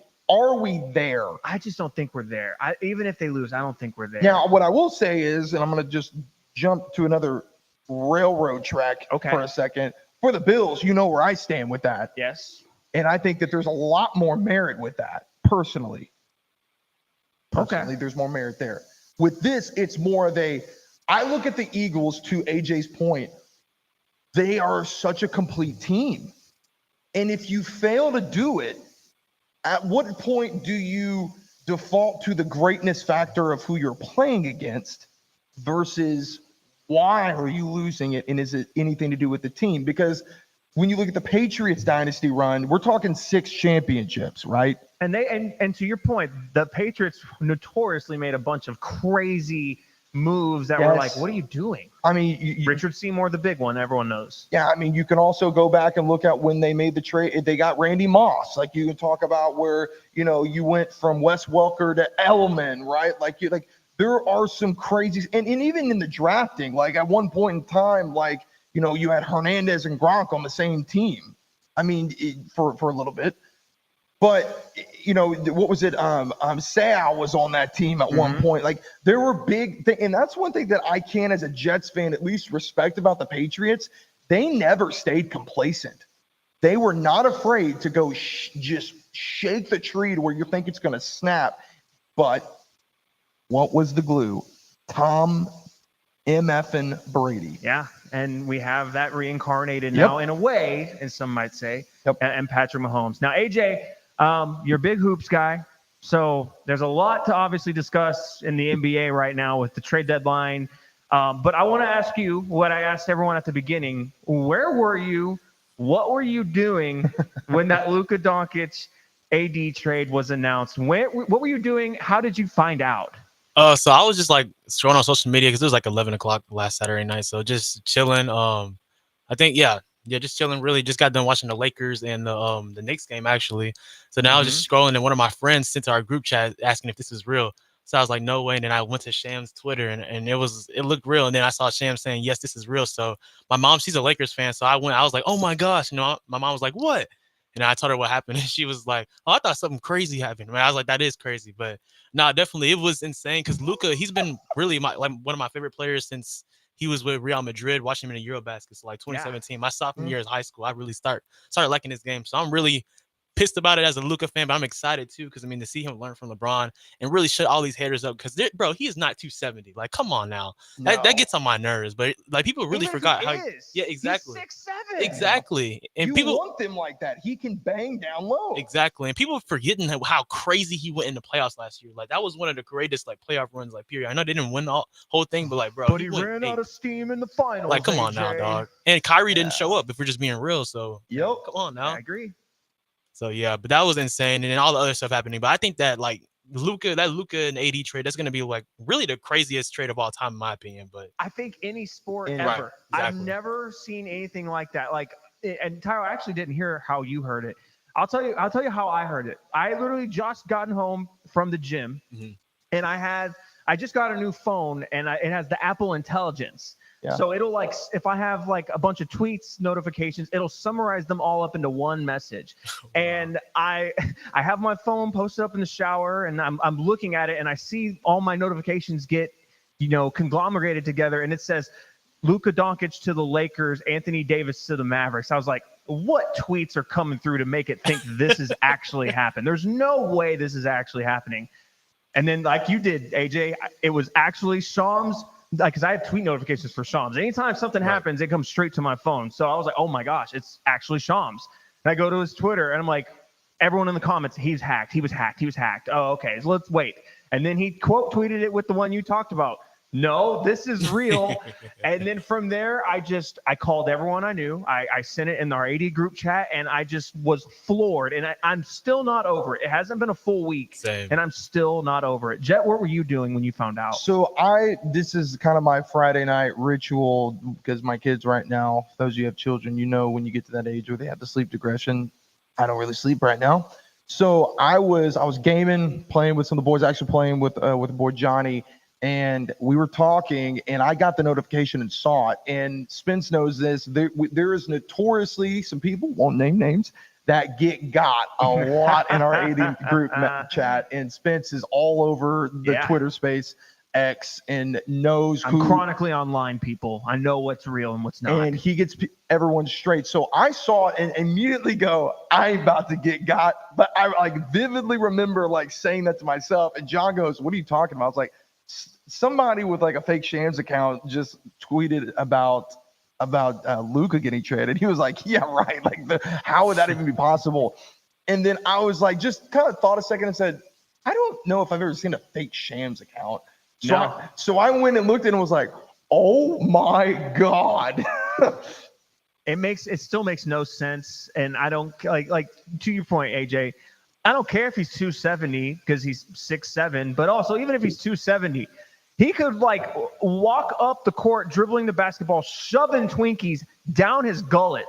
I do not care because the man's still going to get you 40. Exactly. It doesn't matter. He's a walking triple-double, and I don't care if all of it is packed into his stomach rolls. He's that good at basketball. You just said gullet?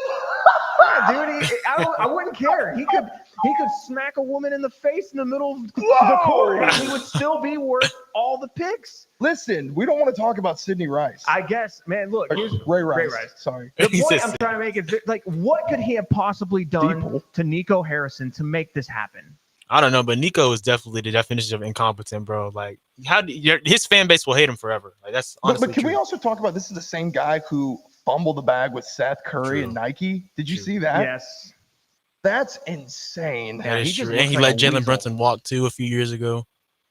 Yeah, Nico Harrison, absolutely. If we were doing a new segment, Weasel of the Week, Nico Harrison would be the Weasel of the Week every single week. He just looks like a weasel. You know what I mean? I'm just trying to get over the fact you said gullet. That's hilarious. That's a new one. I love Yeah, that. thank you, Your man. vocabulary is sometimes fantastic. I can reach into my bag about it, man. That's It just makes no sense, and I'm still just floored by it. And if you were AJ, how would you explain that trade to someone who's never watched an NBA game, but they're like a diehard like football fan? How would you explain that? I would say kind of like maybe like Lamar Jackson or Josh Allen being traded for Matthew Stafford. Because I mean, Matthew Stafford's still good, but like something like that maybe. I saw Dan Orlovsky, who was always a hater on the Cowboys. Oh my gosh, he said not Patrick Mahomes, Josh Allen for Dak Prescott. I don't think it's necessarily the same all the way because AD has won a championship. That's why I said Matthew Stafford. So I agree with that. so mine was, and I'm sorry, I'm going to pick on your Cowboys a little bit, God. but mine's a little bit better than just that. I had said that it was the equivalent of Joe Burrow being traded for Dak and Tolbert in a second-round pick. Interesting. I mean, I would welcome that trade though. Don't get me wrong. Yeah, I look at it like you look at any of these young quarterbacks, Jaden Daniels, C.J. Stroud, that we've seen come on in recent years, trading those guys for a Matthew Stafford or trading those guys for someone like that that just he hasn't gotten there just yet.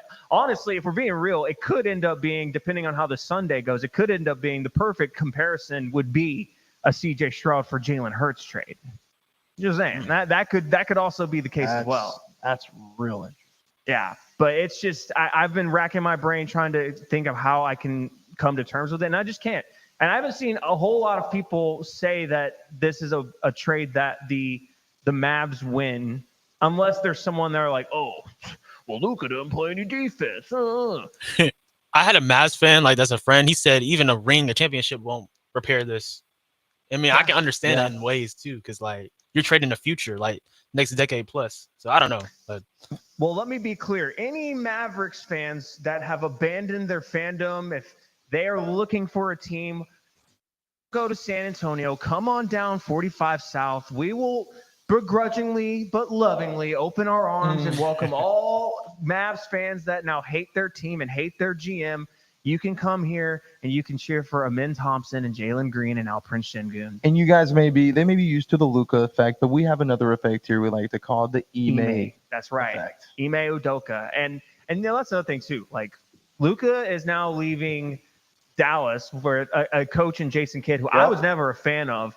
And now he's going to LA where he's going to, in theory, be with, JJ Redick, but really coach LeBron. Right. We'll see how that works out. I think LeBron can really mentor him in a lot of ways that I haven't seen a lot of people talk about that yet. Yep. He knows what it's going to be like to be in his spot. But we are coming up against it. AJ, thank you as always. We appreciate you running stuff behind the scenes. We are on all of our social medias. We are on TikTok. We are on Facebook. We are on Instagram at Athletically Declined. Also on YouTube. If you're watching us on our YouTube channel, please throw us a subscribe there. If you're watching on the ESPN 97.5 Houston Twitch or YouTube channel there, please go subscribe to us on YouTube as well. If you want to get us on X, that's the only place we're different. We are Athletic Decline on X. So another fun show this week. This was show number 4. It's officially been a month of the Athletically Declined radio show. Having a blast. So for AJ behind the scenes, for Alex A-Train Moore, for Tyler Jet Boyer, I am Spencer, a.k.a. Mr. Fantasy. We will see you same time next Thursday night at 7 for the Athletically Declined radio show. And until then, next time, H-Town, y'all take it easy.